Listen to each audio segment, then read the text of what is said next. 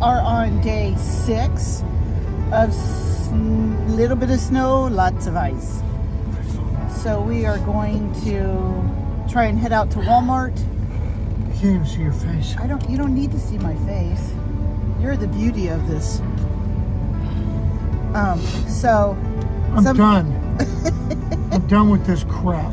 Well, where we could have been in Tampa right now, but unfortunately we're not. So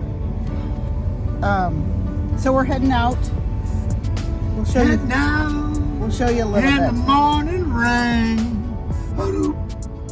Okay, well, welcome back to the Happy Place Diaries. If this is your first time here, we're super happy that you've joined us. Yeah, and if you're returning, well, welcome back. It's always glad to have you.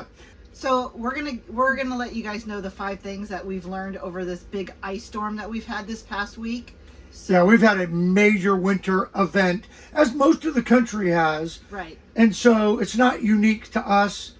We're hoping that these tips, these things that we learned, can help you in the future, especially when a cold snap comes ripping through your area. So let's dive right in, Therese. Okay, Jer. Okay. Hey, the number one thing that we learned is, and maybe it was a little bit of a surprise to us, was how much propane we ended up using. We're going to the gas station, I think, every day. Yeah. And one of the tips that I used to always teach the scouts when we did winter camping was, and this kind of rule is going to apply for everything, but it's always easier to stay warm than to get warm. So once you get your RV at a certain temperature, it's easier to keep it that way than to get it up to temperature. Right. And so propane plays a major part in that. So one of the things that we did is we went out and bought another 30-pound propane tank. Yeah. Because I was getting really sick of going every day. Right. So we bought that on like Wednesday or Thursday. Yeah, so about 3 days into the storm. Right. Because we realize now a 30-pound tank is 7 gallons of propane. So we were going through 7 gallons of propane in a 24-hour period. Right. And so we have 2 onboard tanks. So we were good, but that meant that you were going to the gas station every single day. Right. Just to stay on top of it. So we decided to get one, and that was one of the best decisions. Right. So Now I'll also tell you that we carry a 20-pound tank that is full that we designate for our generator. So we never really wanted to tap into that one, just in case we needed to use our generator. We'll talk about that in a minute. But propane, be prepared. Well, just getting the ice off the truck, and I just wanted to show you how thick the ice is that's coming off the hood of the truck. Well, I don't know if this is a good frame of reference, but you see the thickness of my finger, and that's how thick the ice is.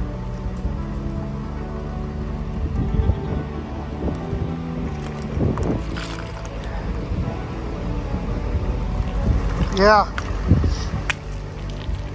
it's pretty thick. Okay, tip number 2, or thing that we learned number 2, was make sure that when you see the forecast, things are going to start freezing, empty your tanks. Empty all of your gray tanks, empty all of your gray tanks, black tanks and gray tanks. Just empty all of your tanks. And make sure that you have water on board. So emptying the tanks because you're going to fill them. And then make sure, and here's something that we learned. If we're going to be anywhere stationary for any given amount of time, we're going to fill our fresh tank. Correct. Just 70 gallons are going to go in. We can always dump it before we move. Correct. But having 70 gallons of fresh water on board, and we're into the storm now for 6 days. And what we've learned is we still have water in our fresh tank. But we didn't dump our black tank and we didn't dump our gray tanks. and they're full now, and we cannot dump them now because our external pipe froze and we had water in it, and now we can't get that out. And we couldn't thaw it out because the winds here were up to 30 miles an hour. So even if we had like a little bit of time to go out there with the hairdryer or the heater, there's no way that we could have defrosted and thawed it out. So it's a good tip. Tip number 4, or thing that we learned number 4, was to insulate that exposed pipe. We have one exposed pipe, and that's the one that froze. All of our other water lines are fine because they're all insulated. They're all up in our belly. Now we're in Montana, which is rated at 0 degrees, and it lived up to it. Oh, Jesus. Oh, my God. We just had a hunk of ice Oh, my God. fall off the roof. So things are melting today. Yay. God, that was scary. I wish we caught that on camera. We did catch it on camera. No, the camera's facing us. You meant that way. Yeah. Yeah. Oh my goodness, that thing came right off the front cap. So insulate your exposed pipes, or pipes, or whatever you have there, and that way it won't freeze, and you could dump tanks. And we have heated tanks, so everything that's in the tanks is fine. As soon as that pipe defrosts, and I think it's going to happen today, based on what we just saw, everything will start flowing again. But just be aware, and when it comes to water, go out and get you a couple cake. We got ice falling everywhere right now. That's great. Have bottled water on hand. Oh, yes. Because we've used more bottled water to make coffee, to do our cooking, to brush teeth, and that way we can conserve on our fresh tank water. Now, the next thing is watching the Weather Channel or the news. Jerry had one. He had the Apple weather, and I have the Weather Channel, and both of them would say two different things. And so he's like, "Oh, we're fine," and then the weather came. So get a good weather app, and I think you. Yeah, I downloaded based on some suggestions that I got from different WhatsApp groups. We downloaded AccuWeather, and it seems to be pretty accurate. And WeatherBug seems to be very accurate. But the one thing, I got to interrupt. The one thing where we live is we're right by the gorge, so we get that east wind coming down.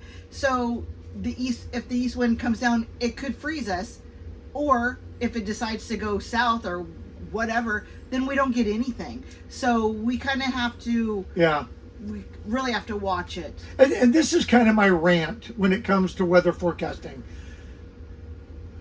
The news nowadays seems to want to push out the doom and gloom. And so you never know if they're really, if what you're going to get is what they're projecting. Right. Because they don't always project it. There's sometimes they're like, everybody just stay at home.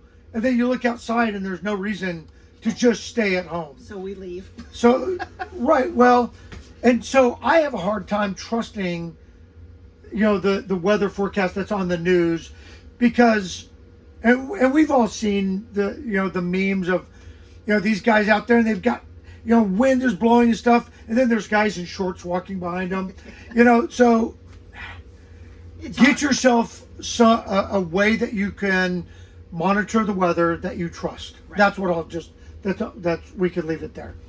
Okay, here's a couple bonus tips. Number 1, be prepared for power outages. Now, we've had a ton of power outages all around the Portland, Gresham, Troutdale. We have not lost power. We lost power for like a minute and a half. Yeah, everybody else pretty much that we've known has lost power. And right now your sister's going on the 3rd day of no power. Right. So, and they live like 6 miles away from us. Yeah. So be prepared for power outages. Hopefully you have a generator, whether it's on board or, a good inverted generator for your RV. We do, and it is ready. It's sitting on the back of the truck, ready to get fired up if we need it. we're at the end now, but number 2, make sure that your onboard batteries are full. Now, luckily, we've got lithium batteries that are heated, and we have solar on the roof, which has kept our batteries at 100%. And the crazy part is, the other night when we did lose the power for about a minute, we didn't know it. We were on the phone with our son, and we were watching TV, which was streaming off the internet, and we didn't know we lost power, except for the fact that our fireplace went off, but the inverter kicked on, and we have our TV and internet routed on inverter plugs. We didn't even know, but you know, that was a good thing. And then make sure, a good idea is to have some external power banks, like a Blue Eddy or the EcoFlow or the Jackery or whatever, you know, brand you like. We have an EcoFlow and a Blue Eddy, and we keep them topped off just in case, because we can run space heaters. You know, we can run the coffee pot, which is, you know, number 1. But if we did end up in an extended power outage and we didn't want to drain our onboard lithium batteries, we have those that we can augment power with. So that's a good idea. The next thing that you should probably get, and we got it before, was the de-icer, because walking on this ice is, I mean, he's already fell like 4 or 5 times, and just it melts the ice away really quick. Yeah. And especially for the dogs, if you have dogs, then they can go out there and do their business. Yeah, so make sure that, you know, you pick that up before the storm, because if you wait, again, it's easier to stay warm than get warm. The same thing works for de-icer. Once the ice is on the ground, it's going to take a lot to get it, you know, melted. So if you put it down before the ice comes, then the ice won't settle there. So we got a couple bags of it, got it down, and it helped a little bit. Dress for the weather. Have a tote box.